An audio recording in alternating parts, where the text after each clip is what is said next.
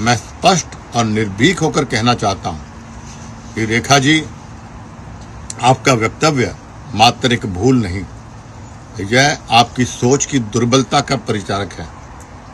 इतिहास गवाह है कि आपने केवल शब्द नहीं बोले, अपनी वैचारिक दरिद्रता और अपरिपक्वता का प्रदर्शन किया है। जिस नाम को मिटाने की आप कोशिश कर रही हैं, उस नाम ने प्रदेश की तकदीर और तस्वीर लिखी। आप जैसी नौसिखिया राजनीतिज्ञों को शायद यह नहीं पता कि इतिहास पढ़ना आसान है, लेकिन इतिहास रचने के लिए खून पसीना एक करना पड़ता है। चौधरी भजनलाल जी एक व्यक्ति नहीं, एक संस्था थे। उन्होंने सत्ता की कुर्सी नहीं, लोगों के दिलों पर राज किया है। जब आप उन पर सवाल उठाती हैं तो आप केवल एक बेटे को नहीं, बल्कि उस हर गरीब, किसान और मजदूर को चुनौती देती हैं जिसकी आवाज मेरे पिताजी थे। इतिहास पर बोलना सरल है रेखा जी, किंतु इतिहास को समझना और उस पर जीना और उस पर रचने के लिए संघर्ष करना, इसके लिए जिगरा चाहिए, औकात चाहिए। इतिहास में सही कहा गया है कि औकात से ज्यादा अगर किसी को मिल जाए तो बहुत कम लोग उसे पचा जाते हैं। ये रेखा का भी यही हाल है। कम से कम उस राज्यसभा के पद की गरिमा तो आप रख लेते हैं कि आपको राज्यसभा में थोप दिया गया।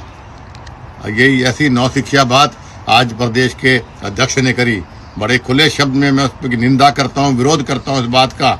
एक ऐसा व्यक्ति जिसे खुद की चलो कोई औकात नहीं, लेकिन आप प्रदेश के अध्यक्ष के रूप में बैठे हो, इसलिए बीजेपी ने आपको चाहे थोपा या बनाया है।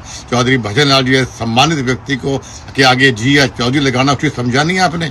कैथल में आप जाके बोलते हो कि ये उनके उस लुगाई का व्यक्तिगत बीजेपी का कोई लेना नहीं है, और यहाँ आप कहते हो कोई भजनलाल जी के बारे में बोला ही नहीं, और कोई जी नहीं, चौधरी नहीं। ये आपकी औकात है, ये आपकी हैसियत है, आपको भूलना नहीं चाहिए।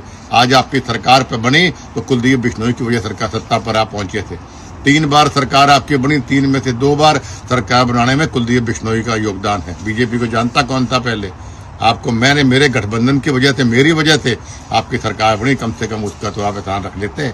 और इस बार भी 7.5% वोट हरियाणा प्रदेश में, जो मेरा व्यक्तिगत वोट है चौधरी भजनलाल जी का, वो पूरा का पूरा वोट मैंने आपके ओर ट्रांसफर कराया। मेरा वोट साइलेंट है, वरना तीसरी बार सरकार बन जाती।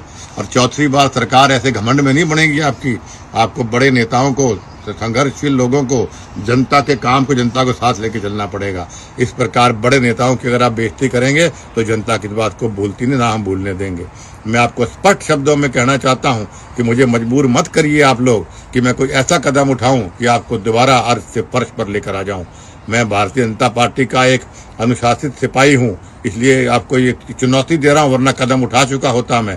लेकिन आपको चुनौती दे रहा हूं और आपको अवगत करवा रहा हूं कि तुरंत प्रभाव से आप उस रेखा से माफी मंगवाइए और मोहन लाल बड़ोली जी को बोलिए कि चौधरी भजनलाल जी का नाम सम्मान से ले, और जो सही है वो सही बात करे। तुरंत प्रभाव से या तो वो रेखा माफी मांगे और या चौधरी भजनलाल या इसको आप नोटिस जारी करिए, वरना ये मामला यहाँ तक सीमित नहीं रहेगा। और मैं फिर दोहराना चाहता हूँ कि मुझे आप मजबूर मत करिए कि मैं वही पुराना बब्बर शेर हूँ। शेर को आप पिंजरे में रख सकते हैं, लेकिन शेर के नजदीक जाने के हाथ लगाने की हिम्मत कोई कर सकता नहीं है। कुलदीप बिश्नोई आज भी वही बब्बर शेर है जो पुराने जमाने के अंदर था। एक बार पुनः मैं तमाम मेरे साथियों का और तमाम उन वरिष्ठ नेताओं का हाथ जोड़ के मैं आभार व्यक्त करता हूं जिन्होंने आज भी चौधरी भजनलाल जी का सम्मान अपने शब्दों के रूप में किया, चाहे मुझे टेलीफोन करके किया हो या आपने सोशल मीडिया पर लिखकर किया हो। मैं दिल की गहराइयों सभी का सम्मान करता हूं। आपका बहुत बहुत धन्यवाद। नमस्कार।